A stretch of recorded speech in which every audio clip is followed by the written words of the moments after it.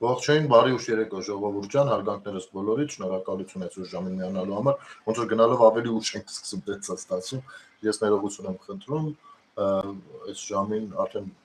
վերջի անգամ անցկեց էինք մտնում, արդեն 15 պակաս մտանք, ներողություն։ Այնուամենայնիվ կարծում եմ նրանք ովքեր այսօր չդիտեն, վաղը կդիտեն կամ գոնե մեր ընկերները կօգնեն տարածել տեսանյութը, որպեսզի հասանելի լինի հնարավորինս մեծ թվով մեր հետևորդներին, ընկերներին։ Դե ինչ, նախ ես իհարկե կցանկանայի խոսել եւ առաջարկում խոսենք Եվրաինտեգրման հանձնաժողովի նախագահի այդ բանը նիստի նվիրված նիստին, բայց եթե ժամանակ մնա, կարող ենք նաեւ անդրադառնալ անկլավների թեմային, ինչը որ առանձին խոսալու թեմա է, ու երևի թե փորձենք ամեն դեպքում դա առանձին եթեր անենք, վաղը խոսենք։ Բայց ինչով է, տեսնենք ինչ կստացվի նոր, առաջ չընկնենք, որովհետև ինչպես գիտեք, ես շատ դեպքերում տենց առանձնապես չեմ ինձ մոտ առանձնացնում, թե կոնկրետ ինչ թեմա եմ ուզում խոսենք, հա։ Երբեմն խոսքից խոսք է բացվում, իմպրովիզացիայով ավելի շատ գնում եք, 2-3 թեմա ընտրում եմ, մնացածը արդեն ոնց կստացվի։ Նույնը նաև հաղորդումներն է իմիջայլոց, մենք ձևաչափով են գնում, որովհետև գիտեք, երբ որ դու ֆիքսած ես լինում ու ուղիղ քո կարծիքը գալիս sense կրկնում ասում ես, դա մի քիչ այլ բան է, որը որ կարա կեղծ տպավորություն թողնի, հա, կարա որևիցե շահերից բխող տպավորություն թողնի։ Իսկ երբ որ դու տեղում իմպրովիզ թեմայի շրջանակներում քո սուբյեկտիվ կարծիքն ես ասում, դա շատ ավելի անկեղծ է ու շատ ավելի լավ են քեզ ճանաչում քո դիրքորոշումը եւ այլն։ Սրտից պիտի գա։ Այ օրինակ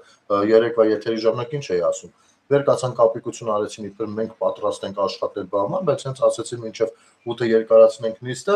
անկախ իրանցից բանը կողմ չքվյարկեցին, ձեռնպա քվյարկեցին, մի մասը առած այլ չքվյարկեց, որովհետև դրանք խոսքեր են, ընտրված ռազմավարություններ, ինչ որ մի բանի վրա ազդելու, տիպը հասարակության վրա ազդելու, յանի տեսեք մեր պատրաստակամությունը բան, բայց իրականում իրանք այդքան չկան, այդ չեն։ Այսինքն մարդը իրականում ինչ որ է, ցույց է տալիս հենց այդպես արագ վարկյանի տակ իր որոշումը ինչպեսին է։ Դե ինչ է, ազգային ժողովում այս 15 օր գնում այս հանձնաժողովի ընտրությունները ու կարմիր թելի նման, հենց մինչև Եվրաինտեգրմանը անդրադառնալը, կարմիր թելի նման անցնում է մի հարցադրում։ Ինչպես են վերաբերվում հիբրիդային պատերազմին, դատապարտում են արդյոք թե չէ, ինչ է հիբրիդային պատերազմը։ Ու պարզվում է, որ ուժեղ Հայաստան եւ Հայաստան Դաշինքի ներկայացուցիչները ոչ մի կերպ չեն հասկանում հիբրիդային պատերազմն ինչ է։ Մի երկուսը եղան ձևական ասացին, որ հա իրանք դատապարտում են տես բանը, բայց երբ ասում ես հիբրիդը ինչ է, լրվում են։ Իմիջայլոց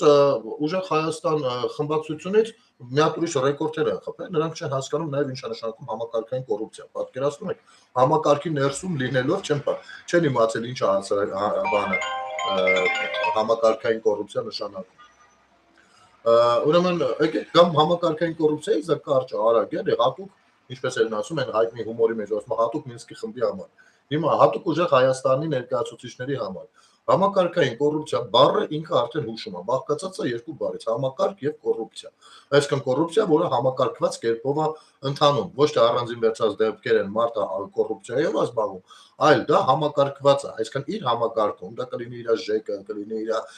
բանը պետությունը, թե կլինի իր նախարարությունը, դա նշանակում է մարդկանց, ում վրա կարող է ազդել, ու նրանք պետք է փող վերցնեն։ Փողով է նշանակել, փողը պիտի վերցնեն, մի մասը իրենց գրպանը, մի մասը իրեն, որովհետև ինքն էլ իր հերթին մուծում է իրեն փողով նշանակողին։ Հասկանում եք, ու նա ով համակարգում աշխատելով, լինելով կառավարող ինչ որ մեկը, ոչ թե շարքային աշխատող, չնայած շարքային աշխատողներն են ինչ որտեղ մասնակցում դրան, չի կարող պարզապես չմուծվի։ Օրինակ, հա, օրինակ գայիշնիկները։ Ասենք գայիշնիկը պիտի պլան հասցներ տեղ։ Հիմա որ բարևում ենք ասում ենք էս վեկալ ինքը տեղից մի մասը դնում էր իր գրպան, այդ ամբողջը իրեն չէր գնում։ Մի մասը գնում էր իր շեֆին։ Իր շեֆն էլ այդտեղ նշանակված էր, որ այդ հավաքի ու ուղարկի իր շեֆին։ Այն մեկն է ու իր նմանները նախարար նստած են, որ այդ եղած օբշիկացիոն ուղարկեն ամենաշեֆին։ Մոտավորապես sense է աշխատում համակարգային կոռուպցիա, իսկ դրսևորումները կարող են ամենատարբեր լինեն, կարող են պարտադրել, կարող են վախեցնել, կարող են հենց սկզբում պայմանավորվել ոնց են աշխատում եւ այլն, բայց միևնույն է, դա համակարգային կոռուպցիա է, որտեղ որ բոլորը աշխատում են վերևների համար, բուրգաձև համակարգը։ Եվ դա պետությունը քանդում է ըստեյության, դա այլ բան է դարձնում, պետություն տակը չի մնում դրա տակ, ինչպես որ մերն էր։ Չէր մնացել պետություն, որովհետև ըստեյության նաև այն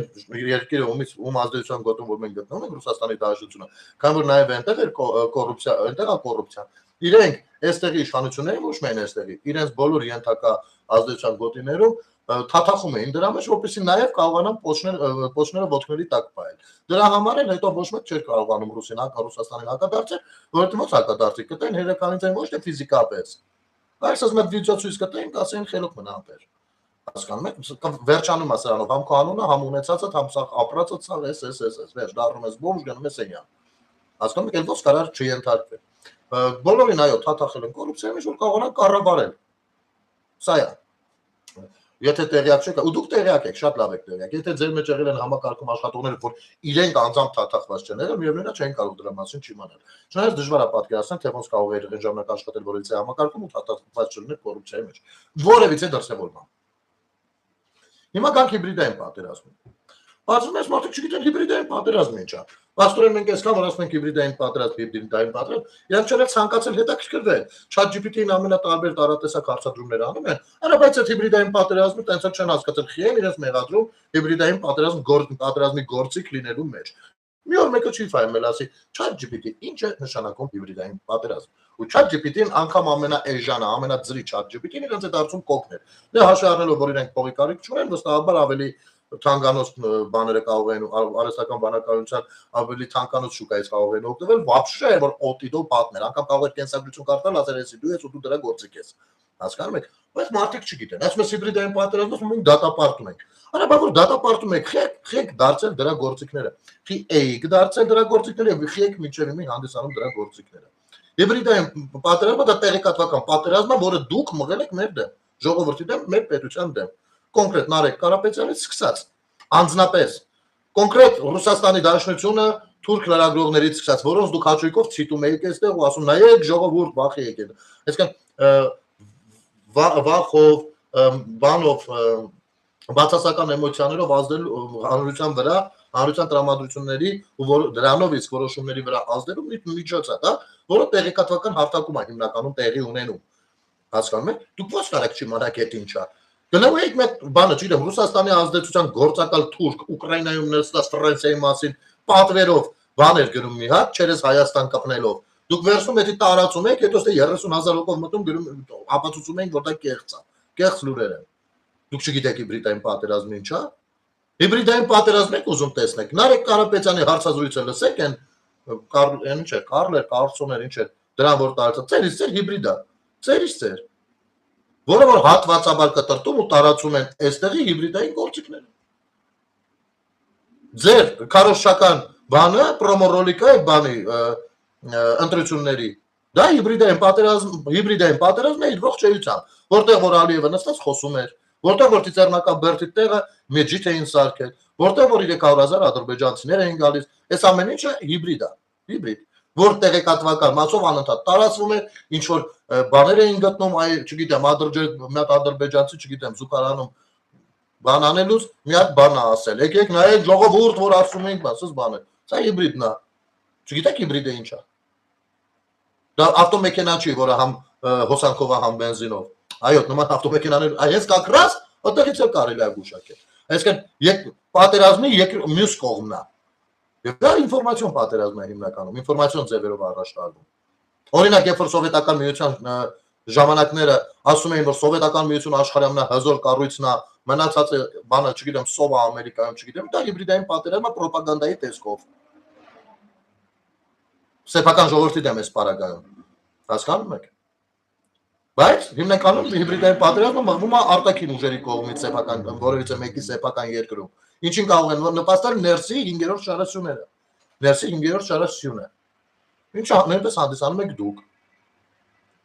Սա ինձ ավելի պատկերավորված նկարագրեմ։ Ֆրանսիա Հայաստան Դաշնքի ժողովրդին հասցրեք, իրենք դες կասեն էդի որն է։ Իրանք արդեն գիտեն, որ իրանք դրա կրողն են ու պատվով են կրում դա։ Պատվով։ Եվ հիբրիդային պատերազմ Հայաստանի դեմ մղել է Ռուսաստանի Դաշնությունը։ Այս ընտրություններին ընդառաջ, ոչ միայն այս ընտրություններին ընդառաջ, փորձել է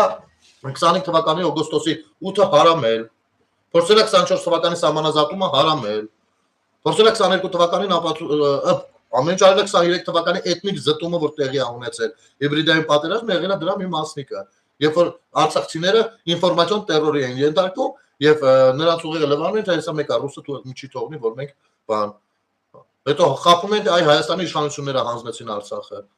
Սա հիբրիդն է։ Ինֆորմացիոն պատերազմն է։ Հիբրիդային պատերազմի մի առաջամարտիկ էլ դոգներ։ Այսօրվա դրությամբ նա Don Pipo կոչեցյալ կա, ով իրան դրել է դոգի տեղը, օրական եթերները անում, բերանը 8-6000-ի վրա բացած, որը մի օր շատ վատ նյութով կփակվի։ Հուսամ առհավետ։ Հիբրիդի մասնիկներն Արշակ Կարապետյանն է հիբրիդը, ով Մոսկվայում նստած ռուսերեն բանը, Ռուսաստանում նստած բաներից է խոսում, կոչերը անում, չգիտեմ ինչերից է խոսում, կեսա ռուսերեն, կեսա հայերեն։ Առանց հաշվի տալու, թե դրա հետևանքները ով ում քթերից է հետո գալիս, ում քթերից է գալիս հայ ժողովրդի։ Հայ ժողովրդի։ Դրանք քաղաքական փոխհրաձգություն չեն։ Դրանք Հայաստանի դեմ ուղղված գյուլլեք են։ Մեկը կպնում է, մյուսը չի կպնում։ Այստեղ գնում է։ Հիբրիդային պատերազմի մասնակազմում նաև լեզվամտածողության ձևավորումները, դեմոնիզացիաները ամենատարբեր քաղաքական գործիչների ու բաների, պետական գործիչների, առանց անհիմն ստերը։ Սա էտա։ Ինչի կրողը դուք եք։ Այդտեղ նստած։ Հիմա հիբրիդային պատերազմի զոհ ուզում եք ցույց տամ, կամ զոհական գործիք երրորդ տարբերակ չկա։ Այսօր Տիկին Արեգա Հովսեփյանը ներկայացնում էր իրենց թիմակցին Եվրոինտեգրման հանձնաժողովի նախագահի պաշտոնում։ Դե իրեն չընտրեցին, հիմա ինքը ներկայացնում էր հաջորդին։ Վահագն Ալեքսանյանը, ինչից հետո նաև Արամ Վարդևանյանը հարց են տալիս Սույն Տիկնոջը, ով տեսեք ոնց է պատասխանում։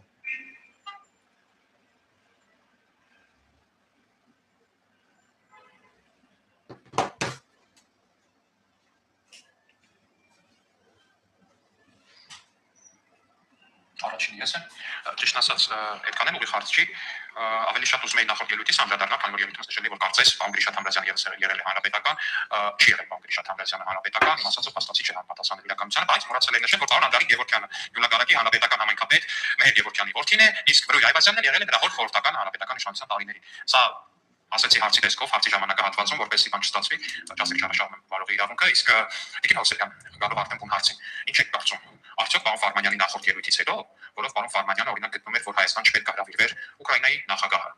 Այսինքն չպետք է ինչ-որ մի ֆորմատով Հայաստան ժամաներ Ուկրաինայի նախագահը կամ եվրոպական տարբեր երկրների առաջնորդներ ենթադրում են նույն կրիտերիայով առաջնորդվելու պարոն Ֆարմանյանը, որ Հայաստան որակ միջազգային եվրոպական երկրների մասնակցությամբ միջոցառումներ չպետք է անցկացվեն, քանի որ պետությունների ղեկավարները այս պայմաններում ունեն լարված հարաբերություններ Ռուսաստանի։ Դուք ինչ եք կարծում, օրինակ այդ ելույթի կոնտեքստում պետք է կառուցվի Հայաստանի եվրոինտեգրման ապագան որպես այդպեսի, թե այլ ճանապարհով։ Ասում սա որ ձեր խմբակցության դիրքորոշումը ներկայացին նաև որպես այդ հանձնաժողովի նախագահի նախկին տեխնացու շնորհակալություն։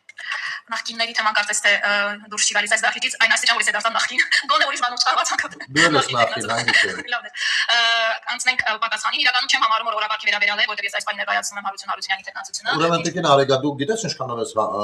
նաև նախկին, բացի որ Սամվել Կարապետյանի թիմից ես ու այնտեղ հանրապետականներով լրված եք բանը Սերժի Դուկյանում։ Նաև որ դու աշխատել ես Արցախում բանը արտաքին գործերի նախարարությունում, ինչպես ես նախորդ ելույթից հասկացա։ Բայց դու տեսեք չես հասկացել, թե եթե Արցախի հանրապետությունը ինքնարժեք ունի արտաքին գործերի նախարարություն, արա դուք խի աշխարհում մի նորմալ երկրի հետ չեք գնում հարաբերվելու արտաքին գործերի շրջանակներում։ Դու տարել ես այդ բան, ու դու ես դիվանագիտական բան ավարտել, դու պիտի մտածեիր։ Ես ինչ, ես իմ համար դերասան մարդ։ Ձեր հույսով երկիրը թողեք, ասել իմ դերասանությունն եմ անում։ Հասկանում եք, այդ դրանից սկսած որոշեցի, որ քանի որ դուք չեք կարողանում գործ նորմալ անել, ուրեմն ավելի լավ է հետել մենք վերցնենք անի։ Հիմա շարունակությունը բայց էլի, այնուամենայնիվ։ Կներեք։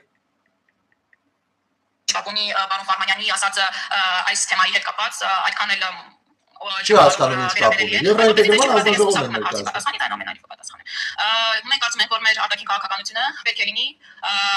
ոչ հակադրությունների վրա հիմնված։ Միայն հակադրություններն են, որ մեզ հասցնում են այնպիսի իրավիճակների, որ ունենք այն պատկերը, որ այսօր մեր գյուղացին չի կարողանում իր ապրանքը արտահանել։ Հետևաբար ես համոզված եմ, որ պարոն Ֆարմանյանը իր խոսքում ելնում է հենց այն գերագերային համոզմունքից, որ հակադրությունները միայն վնասեն Հայաստանի Հանրապետության շահերին։ Եվ եթե կա որոշակի միջոցառում, որոշակի գործիքակազմ մեկ ուղղությամբ, ապա դա միանշանակ պետք է հավասարակշռվի մեկ այլ ուղղությամբ համապատասխան գործողություններով։ Հավասարակշռումն է, որ էապես պակասում է մեր երկրին։ Եվ ես հավասարակշռումն է, որ էապես պակասում է մեր երկրին, ինչպես ես նշել եմ նաև ինգերույթի ընթացքում։ Մինչ այս նախկին տեխնացու որպես այնպես որ հավասարակշռում, հաշվետվողականություն, դրանք մեզ համար կարևորագույն ուղղություններն են։ Շնորհակալ եմ։ Միջև հարցը թարմացնի Վահագն Ալեքսանյանը։ Հավասարակշռում ում եւ ում միջև Արեգա։ Ուժեղ Հայաստան խմբակցություն։ Այդ որ սաղը դուրս եկեք հարցում եք արել ջոգել եք, որ ժողովուրդը ասում է ռադ եղեք ձեր ռուսական ռոպագանդայով։ Ու դուք ջոգել եք, որ բալանսավորման հավասարակշռում ես ենթադրում եմ բալանսավորման քաղաքականության մասին է խոսքը։ Ապա կարող եմ իմանալ ում եւ ում միջև է լինում բալանսավորում։ Իմ կարծիքով առնվազն երկու նժարների կամ երկուսից մեկից ավելի նժարների։ Չի կարող լինի հավասարակշռում Ռուսաստանի եւ Բելարուսի միջև, չէ՞։ Մեր արտաքին գործերի բանի վեկտորի առումով չի կարող չէ լինի այդպեսի բան։ Հավասարակշռում ում եւ ում միջև։ Երևի թե օրինակ բանը ԵԱՏՄ-ի եւ Եվրամիության, ճիշտ է։ Երևի թե ԵԱՏՄ կամ Ռուսաստանի ազդեցության գոտում գտնվող երկրների եւ Եվրոպայի կամ Արևմուտքի կամ Արևելքի նաեւ ազդեցությունների գոտում։ Հիմա ես քեզ հուշեմ։ Հայաստանի Հանրապետությունը որպես բալանսավորող քաղաքականության բան ես չեմ ասի թե որքանով է լավ ստացել, որքանով չէ, սա դեռ թողնենք, բայց կներեք համ Չինաստանի հետ է ռազմավարական գործընկերության համաձայնագիր կնքել, Արևելք, համ եվրոպական մի քանի երկրների հետ է կնքել, համ Միացյալ Նահանգների հետ է կնքել։ Ինչից դժգոհ է Ռուսաստանը, ում հետ մենք վաղուց ունենք ռազմավարական բան։ Չգիտես խի է դժգոհ։ Մի խոսքով, բալանսավորումա սա, բալանսավորումա։ Այդ պարագայում ինչի համար ձեր համար նորմալ է, ո՞նց է լինում, որ ձեր համար նորմալ է, երբ որ Գագիկ Ծառուկյանը Լուկաշենկոին, տեսեք ես չեմ ասում Պուտին, չգիտեմ Մակրոն, չէ, ես երկրորդական երկրներ եմ ասում։ Ո՞նց է լինում ձեզ համար բանը Լուկաշենկոին պաշտպանելը Ծառուկյանի կողմից դա նորմալ է, բայց այ Զելենսկու մասով ով ունի արևմուտքի աջակցությունը։ Դա արդեն չի, դա վտանգ է ներկայացնում, դա բալանսավորման մասին չի, դա գիտեք, դա եսի ինչ է։ Իհարկե հեսա այս թեման ավելի կբացենք, բայց լսենք շարունակությունը։ Դե։ Ուր կորավ։ Կներեք Ժորժ ջան, պիտի նորից գտնեմ։ Իմ բարձրացրած մտահոգությունը չի ծածկում ձեր պատասխանը, որտեղ պարոն Ֆարմանյանը այստեղից ասում է ինչ կարիք կար Հայաստան հրավիրելու Վլադիմիր Զելենսկիին, որտեղ այդ մարդը այդ միջոցառման մասնակից է։ Այսինքն Հայաստանը չի ընտրում թե ով գա ով չգա, եթե դու ընդունում ես եվրոպական այսինչ կառույցը, ապա բոլորը նրանք ովքեր այդ կառույցի անդամ են, նրանք մեխանիկորեն անգամ շատ եկում հայտ են ստանում, հրավեր են ստանում։ Այ դու կարող ես առանձնատու ճշտել, թող Զելենսկին չգա, բայց դա արդեն ոնց որ Եվրոպային ապտակից ասած Պուտինին ճամփից վերցեք եկեք։ Ասենք սա ճուճու, տենցեք բանը զբաղվել Արցախի արտաքին դիվանագիտությամբ, որ այսօրն ենք ընկել բոլորս։ Ռուսաստանի հարաբերությունները ենթադրենք աստված չանի, մենք ցանկանում ենք, որ աշխարհի բոլոր երկրները իրար հետ մշտապես ունենան լավ ու բարիդրացիական հարաբերություններ, պատերազմները չլինեն։ Բայց աստված չանի մի եվրոպական երկրի հետ, ասենք Ֆրանսիայի հետ կտրուկ վատանում է նաև հարաբերությունները, ինչի դեպ իրականությունից այդքան է հեռու չի։ Հիմա ինչ Ֆրանսիայի նախագահն էլ Հայաստանում միջոցառումների պետքա չմասնակցի։ Ու կամ արդյոք չեք կարծում, որ ձեր ասած այն հայկական շահ, որ բարբերաբար ասում եք, դրանից չի բխում, քանի որ օրինակ երբ որ պատերազմական տարիներ էին Ադրբեջանի հետ, Ադրբեջանի նախագահներն էլ բարբերաբար Ռուսաստան էին գնում, շատ դեպքերում Ռուսաստանից տարբեր հայտարարություններ էին անում, բա դա այդ ո՞նց էր տենց այդ բանի մեջ տեղավորվում։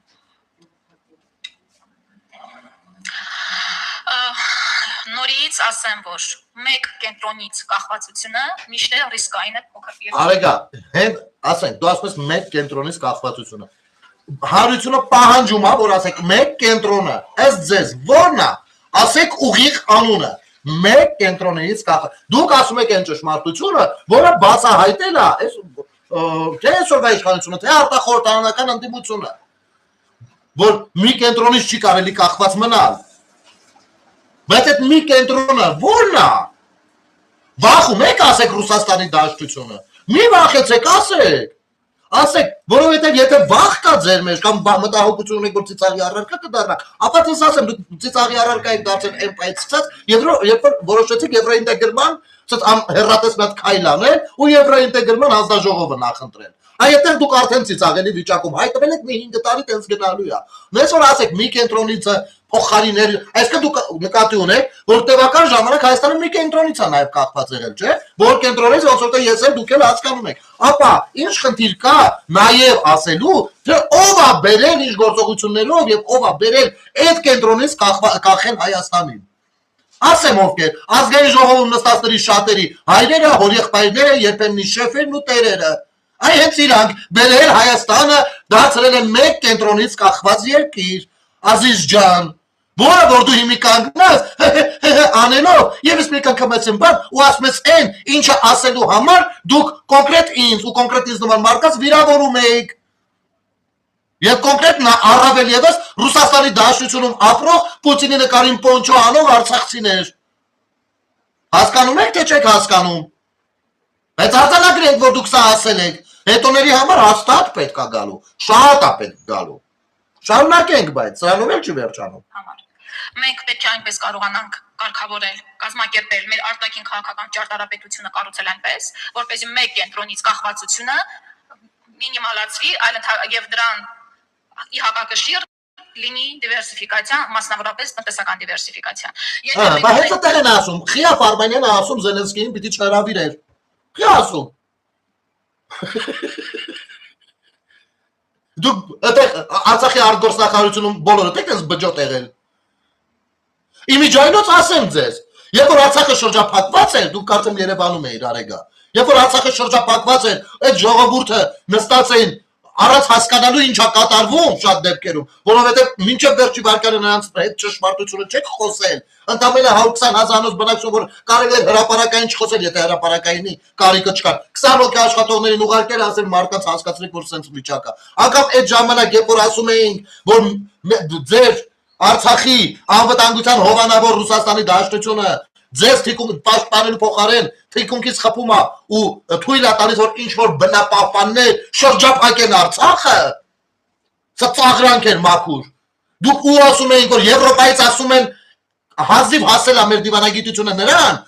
որ ասում են օքեյ է թող գամ ստեղ բանակցեն Ալիևը Արայիկ Հարությունյանի հետ Դուք այդ ժամանակ դուրս եք գալիս, ոչ մենք ոչ միտեղ չենք գնա, այդ ժամանակ մոռացել եք բալանսավորելու մի կողմից կախվածությունը ու ասում եք ոչ Ռուսաստանին տվեք միջազգային մանդատ, թող միայն նա լինի։ Ինչ միջազգային մանդատի մասն խոսք, իր տարածքը, իր անվտանգության գոտին, իր ազդեցության գոտին։ Ինչ միջազգային մանդատ։ Ինչի համար էր այդ կապիկությունը։ Ու դուք նստած այդտեղից ստեղ քլնգում եք ժողովրդին։ Այ այդ են ձեր ըմբռնումները։ Ու հիմա եկել կանգնել եք դիք մենք դելի եմ կրկնում, ցայ սպես ասա, ուզում ես մի միլիոն անգամ կրկնի, դու ով ես։ Որ խոսքը արժեք ունենա, ձեր ուժը ով է, որ ձեր ուժի խոսքը արժեք ունենա։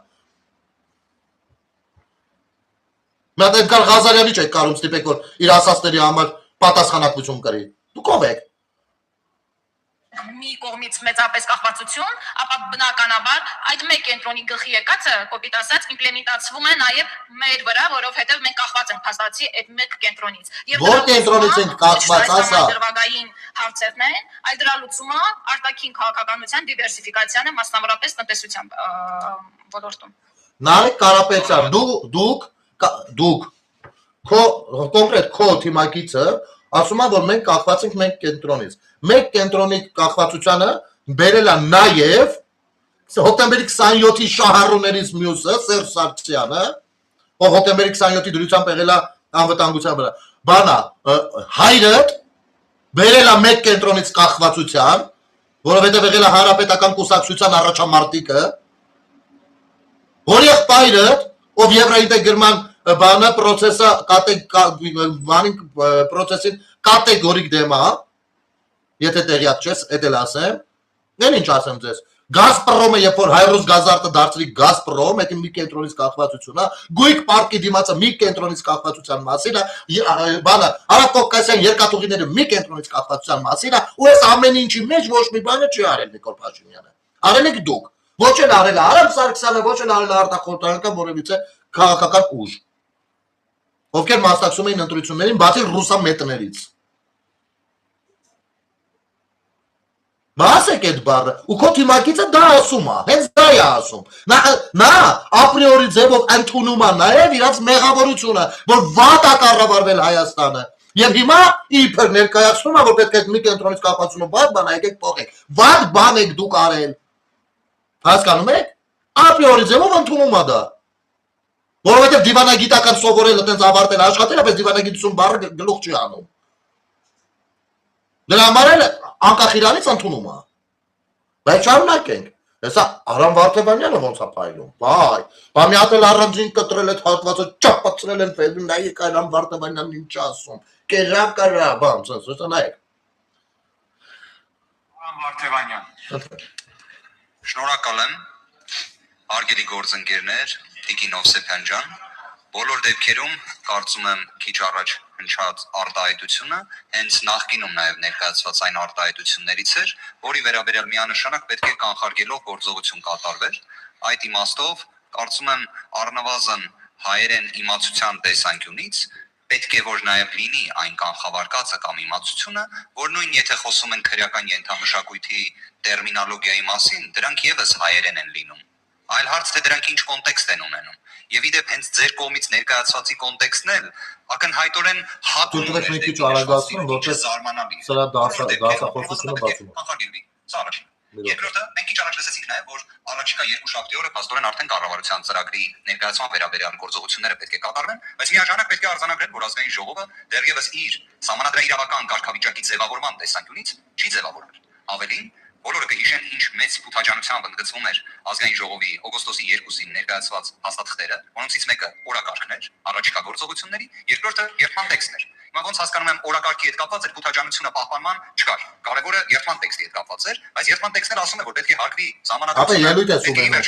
ազգային ժողովի կանոնակարգ սահմանադրական օրենքը, եւ եթե մենք պատկերացնում ենք, որ կոլիզիոն իրավիճակներում ազգային ժողովն է, որ որոշում է սահմանադրության եւ կանոնակարգի միջև հակասությունների լուծումը, դե սահմանադրական դատարանը տագին կես քանի օրը։ Այդ իդեպ ի նկատի ունենանք։ Ներողություն եմ խնդրում ժամանակը լրանում, Տիկին Օսեփյան, հարցը շատ կարճ ձևակերպեմ։ Կարող եք մեր հայրենակիցներին ներկայացնել վերջին 6 տարիների ընթացքում Ուկրաինայի կողմից հայանապաստ գործողություն։ Ներողություն եմ խնդրում ժամանակը լրանում, Տիկին Օսեփյան, հարցը շատ կարճ ձևակերպեմ։ Կարող եք մեր հայրենակիցներին ներկայացնել վերջին 6 տարիների ընթացքում Ուկրաինայի կողմից հայանապաստ գործողությունների շարքը։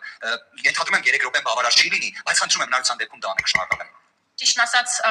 կարող եմ ներկայացնել, բայց ընդհանրապես մեկ դրվագ ասեմ, ինձ թվում է դա նաև բավարար կլինի։ Ուկրաինան հենց առաջին պետություններից էր, որը որ ողջունել է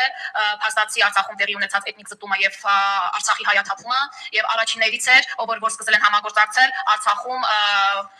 Ադրբեջանի հետ որոշակի ծրագրեր իրականացնելու։ Այդ երկրի ղեկավարն է ժամանել Հայաստանի Հանրապետություն։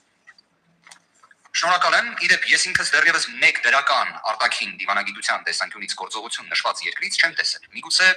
կադրեր ենք տեսել, որ պարոն Խանդանյանն է գտնվել այնտեղ, եթե դա արտաքին խորհրդարանական դիվանագիտության տեսանկյունից մեծ ձեռբերում կարելի է համարել, չեմ կարծում, բայց երևույթային տեսանկյունից մենք առնվազն, այսպես ասենք, Հայաստանի Հանրապետության շահերի տեսանկյունից ունենք մի քանի օրակարգային հարցեր։ Իթիվս այս բանը Հայաստանի Հանրապետության տարածքային ամբողջականության տեսանկյունից օկուպացիայի հանգամանքը, որի վերաբերյալ ես կրկին, օրինակ, Ուկրաինայից որևէ մի դիրքորոշում Հայաստանի Հանրապետության շահերի տեսանկյունից նվազագույն մակարդակի չեմ լսել։ Սա պարզապես ուզում էի զուտ որպես հանգամանք հիշատակեի նշված երկրի գործողությունների տեսանկյունից։ Շնորհակալ եմ Տիկին Օսեփյան։ Ահա, իրարից շնորհակալ եղան։ Ուրեմն համ Արեգային, համ Արամ Վարդևանյանին ասեմ հետևյալը։ Շատ լավ է, այս խոսակցությունը բացեցիք։ Ուկրաինայի կողմից ինչ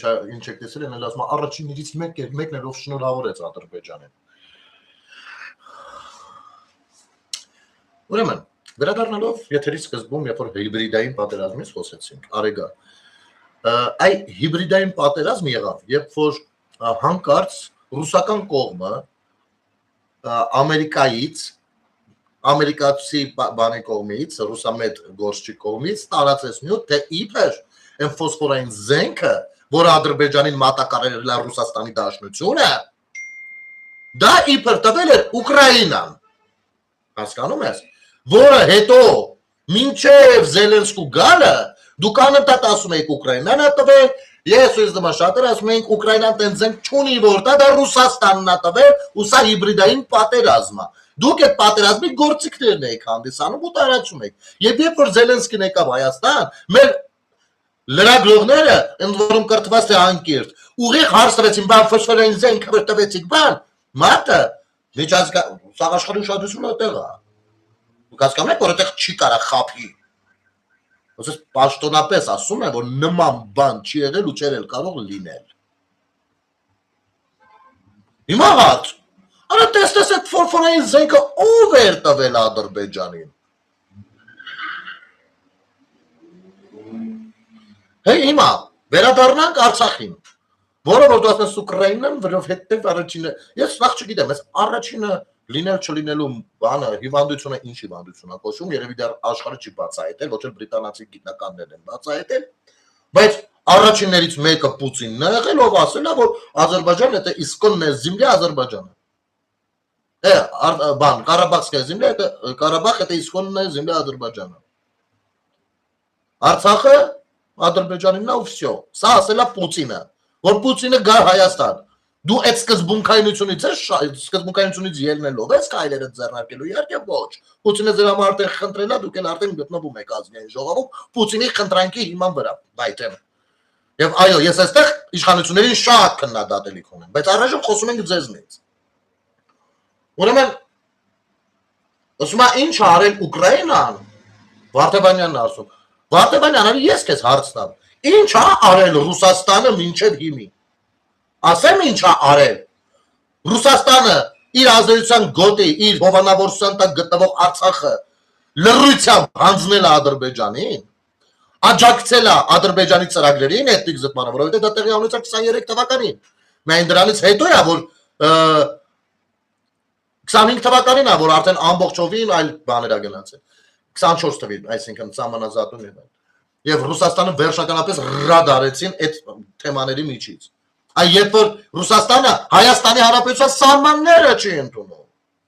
իր համար սա տարածք է, որը կարելի է այսպես կամ այնպես օգտագործել, կարելի է զիջել ադրբեջանցիներին կամ թուրքերին իմիջայլոց, ովքեր էլ որ, եւ վերջ անգամ երևի քանի 250 տարի թուրքերը ադրբեջանական կողմ չէին անցել։ Ռուսների օգնությամբ ու աջակցությամբ այնտեղ բազա ունեցան։ Պուտինի, զոր Պուտինի հետույքին ձեռ տվեց Ալիևը։ Մի քանի անգամ վերջում էլ բերեց չոկացեց հոր գերեզմանի մոտը, ասեց պաճի ոտերը։ Հասկացաք։ Այդ Պուտինը կարանք իմանանք ինչ է արել, երբ որ առնվազն 2 անգամ Հայաստանի Հանրապետության սահմանների վրա լայնամասշտաբ հարձակում եղավ։ Ունենք հարյուրավոր զոհեր ու վիրավորներ։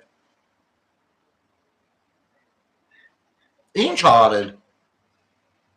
Արդյոք իր լռությամբ չի աջակցել, եւ այդ կենտրոնից չէ կախված եղել, որ հիմա ասում եք, մեկ կենտրոնից չի կարելի կախվել, մեկ այդպես ենք մտածում։ Բժ ժամանակին ինչու այդպես չեք մտածում։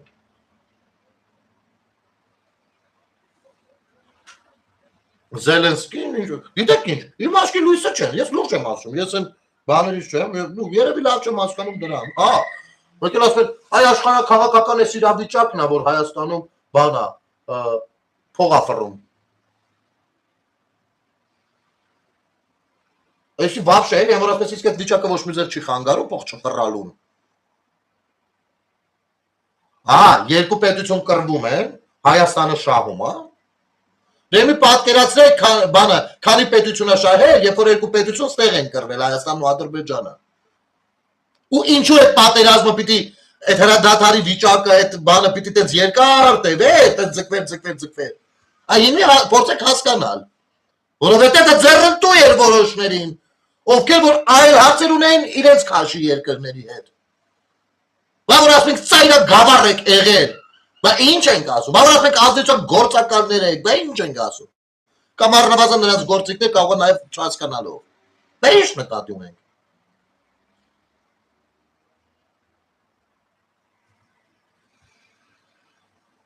Ու խնդիրը գիտեք որն է, որ այն հանձնավորությունը, ում որ ներկայացրեցին Եվրոինտեգրման հանձնաժողովի նախագահի նոր պաշտոնում, նոր նախագահի պաշտոնում, սա նույնպես էս թերն է տանում, ուղղակի Արեգայի նման դեբիլ չի։ Մի քիչ գելոտ է, էլի, դեբիլ չի։ Մի քիչ ուրիշ ձև է կարող մանիպուլացնի, ինչը չի ուզում հասկանա, ասում է ախպեր, չհասկացա, ոչ տենց չհասկացա ինչ ես ասում, Քոչարյանն անում։ Կարող է կռուտիկներ անի։ Մանավանդ որ ինքը ձևիստներից չի, ինքը դե դաշինքա չէ ուժեղ Հայաստանը։ Ինքը որոց քնած է եղել, ընկերները գրասենյակում կուսակցություն են մի հատ բացել, տենց է ստացվում էլի։ Ու իրանք դες մտել են ուժեղ Հայաստանի հետ դաշինք են դարձել, ու տենց ինքը հիմա ստիպված է եկել բան, Եվրոինտեգրման հանձնաժողովի վրա, ու ասում Վազգեն Սարգսյանը բաներ ասել, ես այդ օրվանից երազանք եմ պահել, բան եմ արել, եկել եմ բան փոխել։ Ասում ենք օքեյ։ Հիմա դու Եվրոինտեգրման ջատագովներից ես թե չէ։ Որտե գիտեք, այդպես հարցեր խեք տալիս, մենք պատգամավոր ենք, ստեղ մենակ վերահսկող ֆունկցիաներ պիտի անենք։ Ինչ վրա, ապեր, եթե կա Եվրոինտեգրման հարցերով հանձնաժողով, ուրեմն դա օրակարգային է։ Անկախ նրանից, թե ինչ չափաբաժնով է օրակարգային։ Առաջին անհրաժեշտության է, երկրորդական է, երրորդական է, բայց ինքը օրակարգային է, այլապես այդ հանձնաժողովը չէր լինի։ Մենակ Եվրասիականը կլիներ։ Ինքը կա։ Ինքը գործառույթներ իրականացնելու, ինքը ուրիշ երկրներում բան չկա, պարլամենտ չկա, ուրիշ երկրների պարլամենտի հետ կամ այն ներկայացուցչական կազմի հետ հանդիպումներ ունենալու։ Շատ հնարավոր է, եթե առաջամարտիկ լինեք, նախաձեռնեք նման հանդիպումներ ու քննարկումներ հենց մեր ազգային ժողովում։ Բայց քանի որ առաջամարտիկ չեք, բնականաբար դա չեք անելու։ Եվ այլն եւ այսպես շարունակ։ Ու ձգո պատասխաններից ապերո եւ ապշե, ասենք զարմանալու բան չեմ ասում, նորություն չեմ ասում, բայց դա ձեր պարագայում նորմալ է։ Պարզ երևում է մի բան, որ դուք ընտրել եք Եվրաինտեգրման հանձնաժողովը ոչ թե Եվրաինտեգրման պրոցեսը լավարկելու, դրա առաջամարտիկն եք, ցանկություն ունեք, որ դա ինչ-որ մի ժամանակ իրականություն դառնա։ Ճիշտ հակառակը դուք ընտրել եք, որպեսզի հնարավորինս թույլատնեք այդ պրոցեսները։ Ու լավ կանեք, պարզ ասեք, որովհետև մեկը պարզ էլ ասեք, դոդի բանաձևով ձեզ ընտրելու են։ Ինչի պարզ չեք խոսում ժողովրդի հետ։ Հա, որովհետև հարցումներ եք բացի, հարցումները եկել է, պատասխանը նայում եք, որ Հայաստանի Հանրապետության խելամիտ քաղաքացիների մի հսկայական տոկոս կարծում է, որ Հայաստանի Հանրապետության համար սպառնալիք են ոչ միայն Թուրքիան ու Ադրբեջանը, այլ նաև Ռուսաստանի Դաշնությունը։ Դրա համար եք փորձում խաղեր տալ։ Իսկ եթե հանկարծ այդ հարցումները չլինեին, ինչ եք, իսկ այդ հարցումները չեք ցանկացել, մենք շուտ անեք։ Որ այդքան ռուսամեջ երևեք, ճիշտ է, Նարեկը փորձեց մեր երկու անգամ այդ արտասահմաններում ռուսական ազդեցության բաներին, լրագրողներին հարցազրույց տա, որ իբր նայեք մենք Եվրոպայի հետ էլ տալ առնել ունենք։ Դե բնական է միլիարդատեր եք, տարբեր կներեք, ես էլ միլիարդատեր լինեմ, կարող է գնամ, չգիտեմ, Մեսսիի հետ բանում որտեղ է հիմա խաղում, չգիտեմ, էլ ցած անոթ տվեցի։ Իսպանիայում նստենք մի հատ իրար հետ պիցա ուտենք։ Դա դառնում է որ բանա, վերջ Եվրոպայում ես Եվրոպայում թույլ կանալներ։ Ուր ես, մարդկաց ճանաչում ես այդ կլասի մարդկանց բաման։ Ու որ պետք է լինի մի օր էլ ասեմ Մեսսի ջան, այդ գնդակը ես գլորի կացում խփեմ, հաստատ կգլորի։ Բայց դա չի լինում որ բան էլ, դա անձնական հարաբերություններ են, ու այո, անձնական հարաբերություններն են նաև օգնում որպեսի քաղաքականությունը առաջնա, բայց կներեք, այս մակարդակի է ձեր եվրոպական կապերը։ Այդ միլիարդատեր մարդ է, 4 միլիարդ ունենաս մի հատ յախտի վրա, մի հատ ամերիկացի միլիարդատիրոջ հետ բանա, գուլյատ արած չլինես, ո՞չ կլինի։ Ոչ չէ, այդ ամերիկացի միլիարդատերն էլ կապ մինիմում մի 5 հոգի սենատոր ցանոթ կունենա։ Ու դուք որոշեք, որ դուք տենց բան։ Արա գժի դարա լուրջը ասում գժի դարա։ Իհարկե հələ իմիջայլոց դաթար վերցրեցին ու երկուշաբթի օրը երկուշաբթի օրվանից կառավարության ծրագիրն են դեռ մշակելու, հետո նորից կանդրադառնան հանձնաժողովականներ ընտրելուն։ Նենց որ ես ելույթներին դեռևս սպասում եմ, որովհետև այո շատ հետաքրքիր ելույթներ են ընթանում։ Հիմա մի ուրիշ հարց եմ համառոտ ասեմ։ Այս ուժեղ Հայաստանին հենց ասում ես դուք հանրապետական, ասում ես ձեր շարքերում էլ հանրապետական դեր կան։ Արա լսեք, կան գուցե, չգիտեմ, բայց նրանց շարքերում եղածները իրենց հստակ դիրքորոշումը հայտնել են ու ասել են կոնկրետ խեն հելել հանրապետական, եթե եղել է խեն հելել կամ գնահատական են առնվազն տվել այդ կառույցը։ Всё, կարաք դուք գնահատական տակ հանրապետական։ Ձեր տնտված գնահատականը լավ բանի մասին է։ Ոչ հանրապետականները, եկել եք Սերժին սպանգելու չեք կարա։ Չեք կարա։ Ու մի ասես մեկ էլ աշխովը սնկնում է արես մեր տքնաջան աշխատող տղերքից մեկը Նարեկը Կարապետյան արա նայեք ինչա եթեր արեք 24 նյուզներ կիսելա տնավարի բաժշկայի արել էլի խնդրեմ լսեք նայեք դուք ձեր համար նստած եք իսկ այս մարդիկ տառապում են ձեր ձեռը լսեք նայեք Հայրենակիցներ այսօր օգոստոսի 21-ն է օգոստոսի 2-ից արդեն 16 նիստ ազգային ժողովը քննարկում է ազգային ժողովի ձևավորման հարցերը Պատմության մեջ երբեք այսպիսի երկար նստաշրջան ազգային ժողովի ձևավորման չի եղել։ Պատճառը մեկն է։ Կռիվը, հակադրությունները, հայացքների։ Բոյ են տալի տղեկը։ Ուժեղ Հայաստանը աշխատելու է, պայքարելու է իր խոսք տված բոլոր ծրագրերը իրականացնելու համար, որպեսզի մեր հասարակությունը տեսնի, թե ինչ պատասխանատվությամբ ենք մենք վերաբերվում ձեր վստահությանը։ Այդ վստահությանը որ դուք տվել եք մեզ Վարդևանյանն ասեցի չեն դիա գործելու ենք այն ծրագրերը որ ձեզ խոսք ենք տվել շնորհակալ ենք բոլորից հետ ժամը 8-ն է կամ 9 մենք պատրաստ ենք ավելի երկար մնալ եւս 16 օր անընդմեջ մինչեւ մեզ համար ընդունելի լուծումների չգանք ես ուզում եմ եւս մեկ անգամ ասել որ ուժեղ Հայաստան լինելու է ուժեղ Հայաստան լինելու է Ուրեմն ուժեղ Հայաստան մենք արդեն ունենք սկսենք այդտեղից։ Այդ դուք եք եկել կծվել այդտեղ արենք ուզում վերադասավորենք։ Բայց մա ուրիշ բան ասեմ, էլի։ Այն ինչ որ մի ժամից դուք գնացիք։ Էսի երևի 3-ը հա գցել, չգիտեմ, չէ, այսօր է գցել։ Ինչ որ բայից դուք գնացիք, երևի ինձ միջման ժամանակ եք մտել նկարվել։ Վարդևանյանն էլ ընդդիցի չէ, լավ որ նկարվեք բոլորով։ Հա։ Որովհետև այն 7-ի կողմերը, երբ որ արդեն Սոնա Ղազարյաններ ելույթ ունենում, ձեր հաթորները կիսադատարկ էին, Հայաստան դաշինքը բավարար չկար, բայց մենակ աղվաններ մնացել։ Բայց ու ինքն շեշտ էս դա, կամերաները ցույց տվեց, տեսանք դա։ Սա մեկ, որ մուտիլովկա եք անում, ասած PR բաներ եք ձեր արևին որոշել անել։ Երկրորդ, ռեկորդ չի սա, դուք սխալվում եք չարաչար։ Նախ եւ առաջ, եթե անգամ ռեկորդ լինի նորմալ, որովհետեւ նոր ձևավորված ազգային ժողովը, իսկ բաները, հանձնաժողովները ավելացել են։ Արդեն 12 հանձնաժողով ունի բանը, ազգային ժողովը, հասկանում եք։ Գրեթե կրկնակի գրեթե որ այն ժամանակ 6 չէ։ Չգիտեմ 6 թե 8։ Հիմա 12։ Ու դուք էլ կարող նոր ուժ եք, ամեն մեկը թփրտում եք, որ բանը տնեցիք ձեզ էլ տենան ելույթը, եմը գատուն ասի, ապրի բալես այսօր տես, այդ ինչ սիրուներ այդ կոստյումը քեզ դենց էր սազում, բա։ Սա հասկանաս բոլորը ելույթ ունենում։ Բայց հələ էս էլ բացի։ Միևնույնն է, անգամ այս ամեն ինչը հաշվի առնելով էլի բան չի, ռեկորդ չի, որովհետև մի հատ նայեք, տեսեք 21 թվականի ընտրություններից հետո ինչքան ժամանակ է տևել անվտանգության կարծեմ բանին հանձնաժողովի Պաշտպանության եւ անվտանգության հանձնաժողովի նախագահի տեղականի կարծեմ ընտրություններն էր, թե ինչ է, ոչ այնտեղ մի հատ ուրիշ մի հատ կինո կար կանգնած այնտեղ։ Մի տարի էր եթում էր զուգահեռ։ Ամենական կողքից Նարսեկի հետ էր եթում։ Որ նայեք կջոկեք խոսքը ինչի մասին։ Հետական դեսանտին էին ուզում խցկեին առաջ չեղավ էլի այդ ժամանակ։ Այսպես ժողովուրդ ջան, թույլ տվեք այսքանով եզրափակել այսօրվա եթերը, մեր այրումը շարունակում։ Ես այս ամեն ինչում հանուն անկեղծության ասեմ, իհարկե ես հասկանում եմ, որ ինչա ոնց է շատ ավելի լայն եմ ընկալում, որ ինչա ոնց է ու անգամ այնքան լայն, որ այդքան չեմ մանրամասնի, բայց միևնույնն է, այս ամեն ինչը մեղավորություն ունի այստեղ նաև քաղաքացիական պայմանագիր խմբակցությունը, այո, դուք ունեք մեղավորություն, որ հերատես չեք գտնվել եւ այս կարևորագույն հանձնաժողովը տալիս եք իրան, ուզեք թե չուզեք տալու եք, ու դրա մասին դուք ասել եք, որ բանա իրանց եք նայում, թե ինչի վերցրեցիք, լավ են արել, բախի չէիք հաշվարկել, որ այդպես մի հատ քայլ կանեն, բախի չէիք հաշվարկել, քաղաքական թիմա, քիչ չէիք հաշվարկել, այդ կարգի եք միամիտի տեղ դրել նրանց գաստրոլյորներին, հա, կամ դուք քաշիկ բերիք դարձրիք ձեզ օպոնենտ, այո, դուք քաշիկ բերիք, ու այս ամեն ինչը սրա պատասխանատվության մի մասը կրում եք ամենայն դեպս դուք, ու սա առաջիկա եթե չլինեն արտահերթ ընտրություններ, ինչին ես երկու ձեռքով կողմ եմ իմիջայլոց, առանց լեգիտիմությունը, ես ազգային ժողովի լեգիտիմությունը չեմ դնում հարցականի տակ, ոչ էլ բանը, բայց իմ կարծիքով, որպեսզի տարաձայնությունները վերանան նաև թե մանդատների մասով, թե բաց է, օդից ստեր այնքան կացել, ցածնեց, ես դրանց մասին չեմ ասում, թե այս հարցերով, թե այդ ընտրակաշառքներով ու բաներով, որպեսզի այս ամեն ինչը դուրս գա ու իսկապես բան լինի,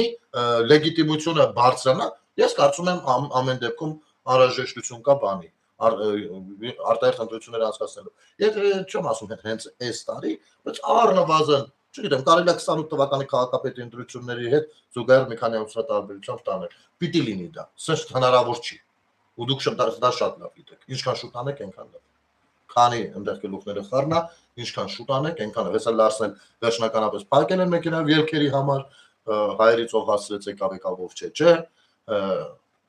Էտա, տեսեք ինչ եք անում։ Հասկացաք, այդտեղ հարցեր կա, դուք ինձնից շատ ավելի լավ գիտեք, թե էլ ինչքան հարցեր կա, այդ դրանք սենց խոսելու չի երևի, կամ էլ սենց մի օր հանրային լսում էր կազմակերպեք, կարող է նախապես մի ամիտ իմանանք, կարող է մի ամիտ մեկը մի ոչ շուտ նման բանը կարևոր համարի հրապարակելու հանրայնացնելու, մենք էլ իմանանք как մասնակցենք, մեզ լավ զգանք էլի մի քիչ։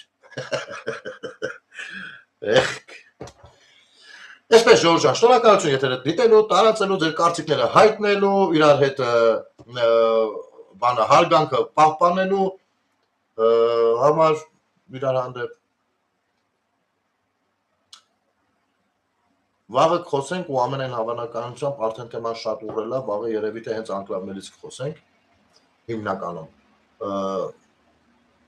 Կարծում եմ, հա, Էդգար Ղազարյանը այրվում է արդեն Նիկոլ Փաշինյանի տեսնելու փափագից, չգիտեմ կոնկրետ որ հատվածն է մարմնի վառվում, չնայած կարելի է ենթադրել, բայց այսօր ինքը ասաց, որ ինքը անհամբեր սպասում, ասաց, էլ ուշքը գնում է, հեսա, չգիտեմ, այդ մառոժնի կողեք բերանը, ցանկալի է էսկիմո, թող հանգստանա, դու կարող եք բերանը, կարող եք մի խոսքով ընտրության, այս որտեղն է վառվում։ Այսպես, ինչ վաղը ժողովուրդ ջան, լավ եղեք, բարի գիշեր ձեզ։